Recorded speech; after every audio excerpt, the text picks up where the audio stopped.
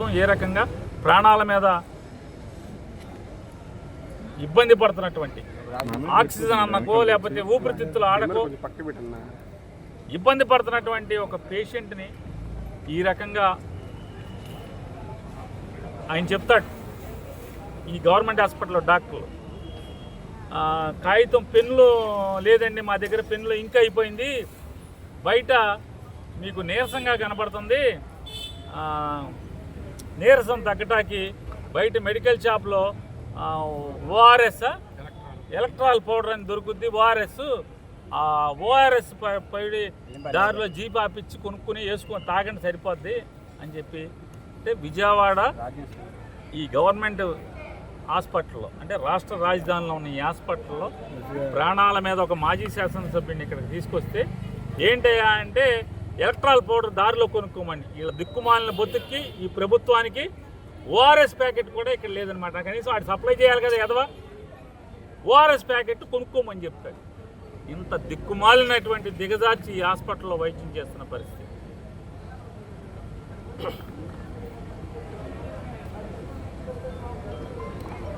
అంటే ఒక్కొక్కడి చావుకి లేకపోతే ఒక్కొక్కడి పతనానికి ఒక కారణం అవుతుంది. నాడు ఎన్టీ రామారావు పతనానికి వంగవీటి రంగా గారి మరణం కారణమైతే ఖచ్చితంగా వంశీకి ఏమన్నా అవనండి మీ కుట్రల వల్ల వంశీ మరణమే మీ ప్రభుత్వాన్ని బలికి పోతుంది, మీకు బలి తీసుకుంటుందని కూడా మీకు హెచ్చరిక జారీ చేస్తూ, ఎంత దౌర్భాగ్యులంటే వీళ్ళు ఒకడిని మాజీ మంత్రిని ఒకరిని అరెస్ట్ చేసి తీసుకొస్తే ఒక నేరం మీద ఆడికి ఏముందో తెలియదు మనకి. అతనికి ఫైల్స్ ఉంది వెంటనే వచ్చేయాలి, మాకు ప్రాణం పోతుంది. ఫైల్స్కి ప్రాణం పోతాం ఏంటి? లబలబలు ఆడిపోయారు రాష్ట్రంలో ఉన్నటువంటి చంద్రబాబు దగ్గర నుంచి మొత్తం అంతా కూడా. ఫైల్స్కి తెచ్చి రమేష్ హాస్పిటల్లో వైద్యం కావాలంట. ఇతనికేమో ఊపిరాట్లేదు, ఊపిరితిత్తుల్లో సమస్య ఉందని చెప్పి చెప్పుకుంటా రోజు కోర్టు తీర్పు మీదకు రోజు రాత్రిపూట జైలు సెల్లులో ఆక్సిజన్ పెట్టుకునేటువంటి పరిస్థితి, సిపిఆప్ మిషన్ పెట్టుకుని అతను రోజులు గడుపుతున్న పరిస్థితి ఉంటే, అంటే ఒక్కరోజు ఒక్కో వీళ్ళ తరపున పనిచేస్తే మాత్రం ఫైల్స్ ఉన్నాయని చెప్పి ఇప్పుడు ఫైల్స్ ఆపరేషన్ చేయించుకుంటే ఫైల్స్ ఆపరేషన్ అయింది చచ్చిపోతాడు, ఫైల్స్ ఆపరేషన్ అయితే చచ్చిపోతాడు. ఏంటి కేసు వంశీ మీద కేసు అంటే చంద్రబాబును ముఖ్యమంత్రిగా ఉన్నప్పుడు వల్లభనేని వంశీ తెలుగుదేశం పార్టీ ఎమ్మెల్యేగా ఉండి దొంగ పట్టాలు పంచిపెట్టాడనేటువంటి అభియోగం అంట. మరి ఆ ప్రభుత్వాన్ని నడిపిన ముద్దాయి చేయిద్దా? అప్పుడున్న రెవెన్యూ మినిస్టర్ని ముద్దాయిని చేయిద్దా? తప్పుడు ప్రభుత్వం మీదే కదా.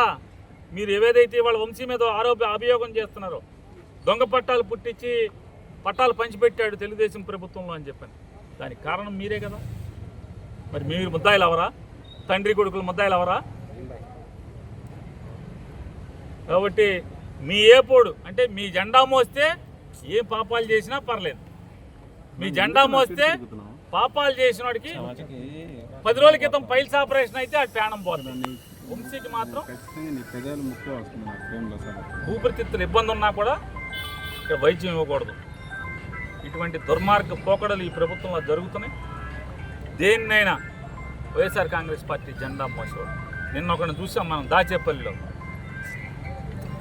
పశువు కంటే హీనంగా భాస్కర్ రావు అనే ఒకడు తెలుగుదేశం వాడి కారు వేసుకొచ్చి మఫ్టీ బట్టల్లో ఎక్కించుకెళ్ళి ఏ రకంగా కొట్టారో మొత్తం ప్రపంచం అంతా చూసింది. ఇవాళ ఇక్కడ ఈ మత్తు డాక్టర్ హాస్పిటల్లో ఉద్యోగం వచ్చిన కాడి నుంచి ఈ బెదవాడ హాస్పిటల్లోనే ఉద్యోగం. అంటే ఎంతమందికి చెంచాగిరి చేసి ఎంతమందికి ఏమేం చేస్తే ఒక ప్రభుత్వ ఉద్యోగి చేరిన చోట నుంచి బెదవాళ్ళని ఇన్నాళ్ళు ఎందుకుంటాడు ఈ మత్తు డాక్టర్? ఇట్లాంటి వాళ్ళు ఇట్లాంటి దగులుబాజీ పనులు చేయబట్టి ఉంటారు.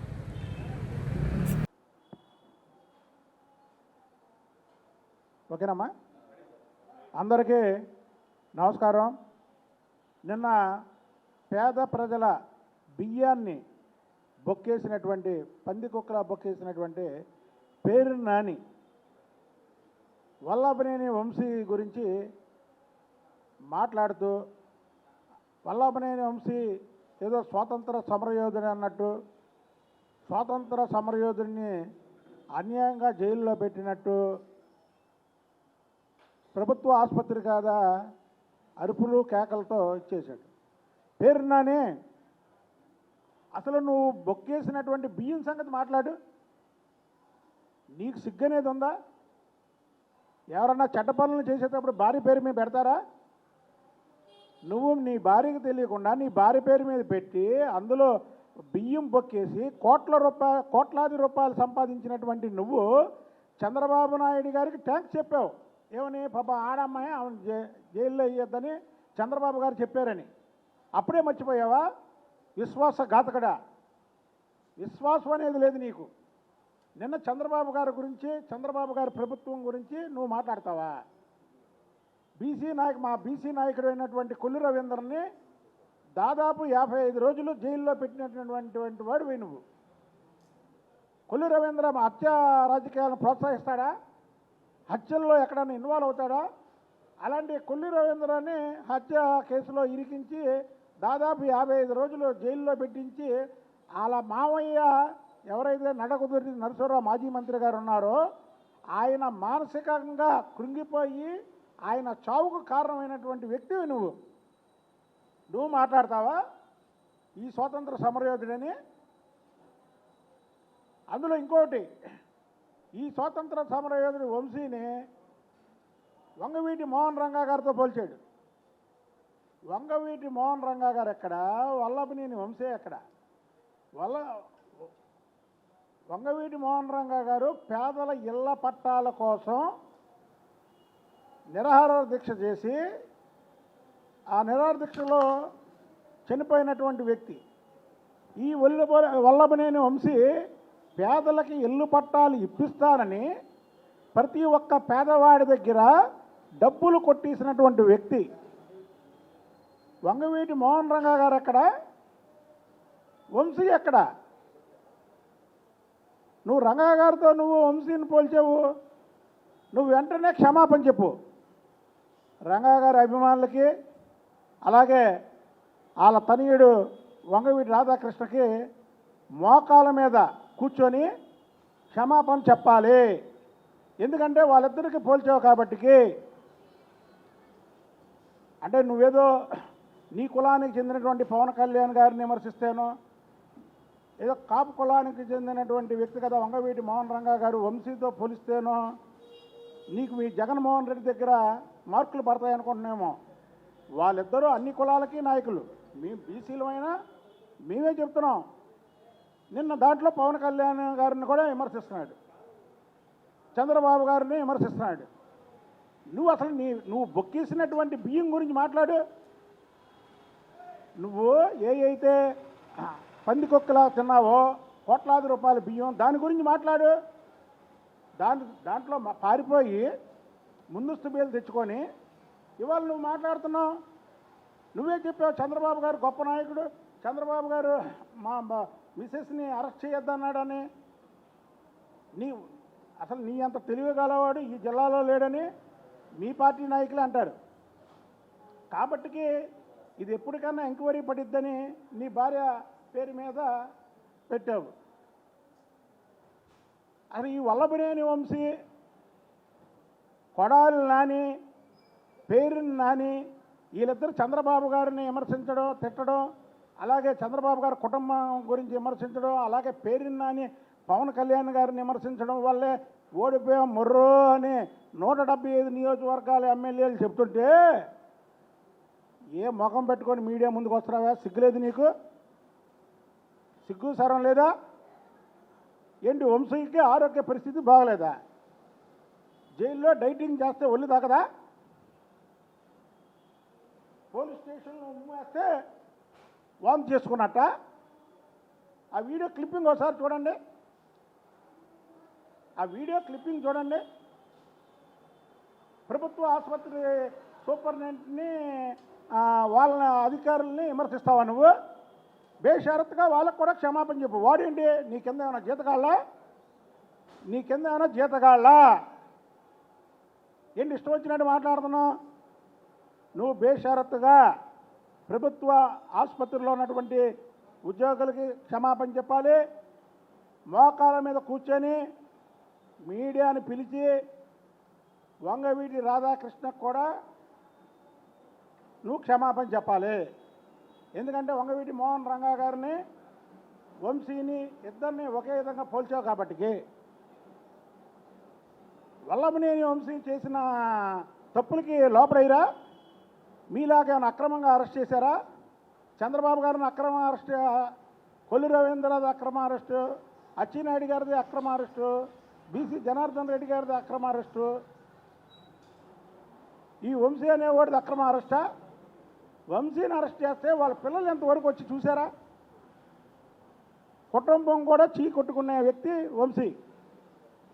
అంటే అంత మాట్లాడాడు.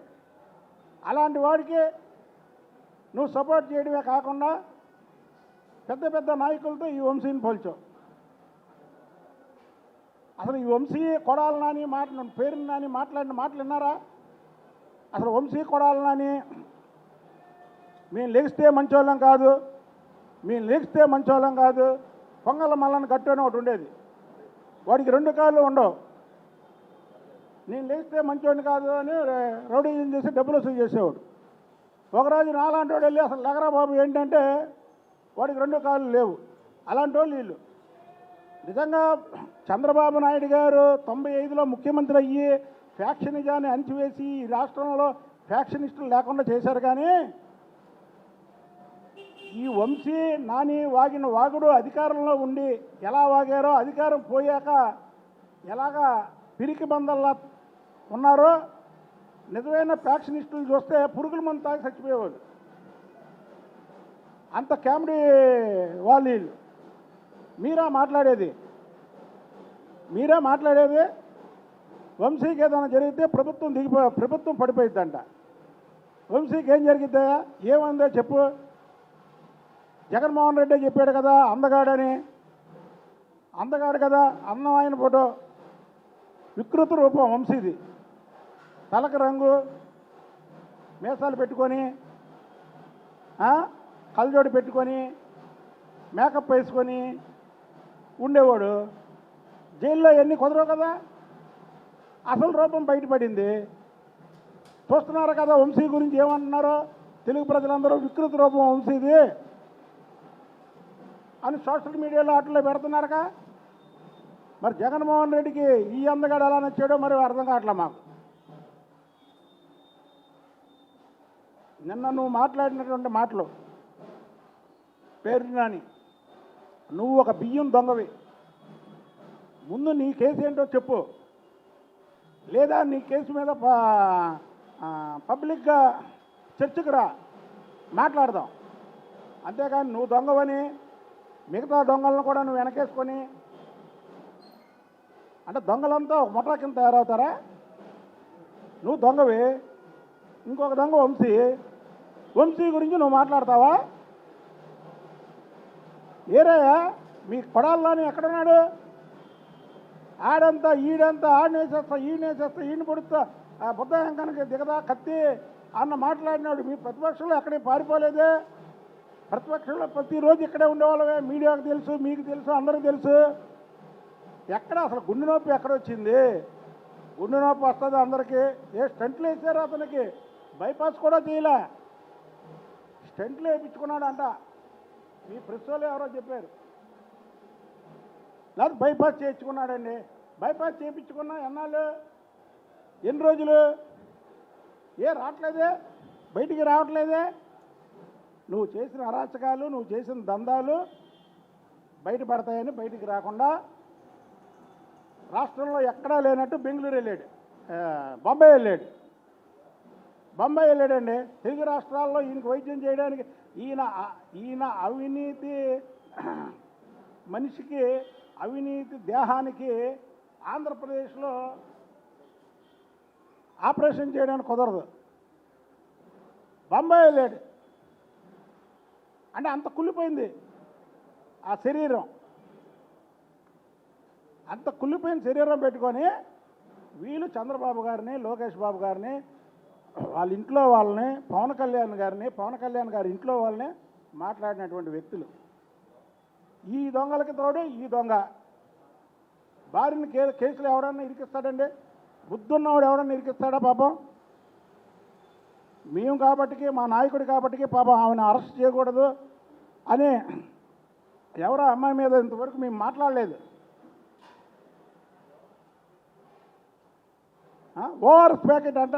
అసలు నీకు జబ్బు ఉంటే కదా వంశీకి నా ట్రీట్మెంట్ చేయడానికి.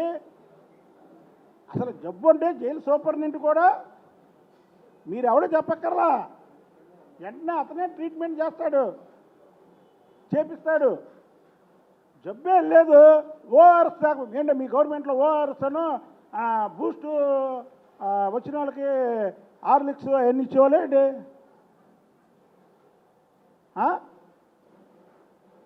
ప్రభుత్వ ఆసుపత్రుల్లో ఓఆర్ఎస్ ఇస్తారండి?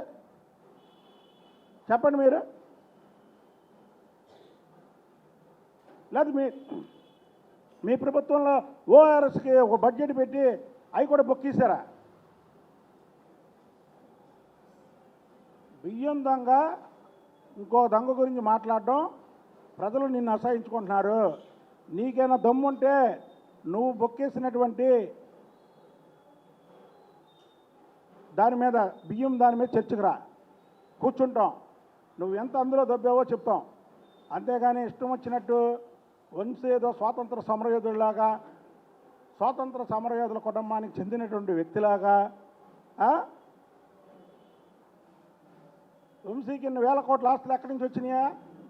అదేంటంటే రియల్ ఎస్టేట్ చేశాడు. రియల్ ఎస్టేట్ ఎక్కడ చేశాడు? రియల్ ఎస్టేట్ ఎక్కడ చేశాడు? వంశీ రియల్ ఎస్టేట్ ఎక్కడ చేశాడు చెప్పండి. ఎవరికి భూమి కొన్నాడు, ఎవరికి అమ్మాడు, వాళ్ళని తీసుకొచ్చి రమ్మనండి. వంశీ మాయ చేశాడు, వంశీ చీటింగ్ చేశాడు. పేద ప్రజల దగ్గర ఇల్లు పట్టాల కోసం డబ్బులు దొబ్బేయడం అంటే ఇక అంతకన్నా దారుణం ఏమైనా ఉందా? అలాంటి వ్యక్తిని రంగా గారితో పోలుస్తావా? రంగా గారి హత్య కేసులో ముద్దాయిలు మీ పార్టీలో ఎక్కువ ఉన్నారా లేరా చెప్పండి. కొన్ని దానికన్నా వస్తావా చర్చకి? రంగా గారి హత్య కేసులో ముద్దాయిలు మీ పార్టీలో ఎంతమంది ఉన్నారో సర్దా లెక్కది.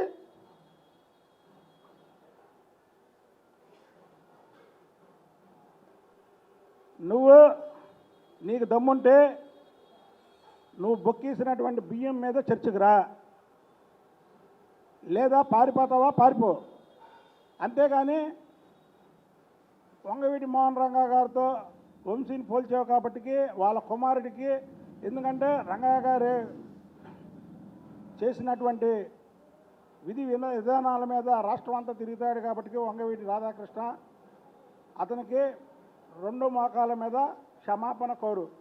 అలాగే ప్రభుత్వ ఆసుపత్రి అధికారులని విమర్శించావు కాబట్టికి, ఆడు ఈడు అన్నావు కాబట్టికి వాళ్ళకి బేషరత్తుగా క్షమాపణ చెప్పు. ఇది మా డిమాండ్.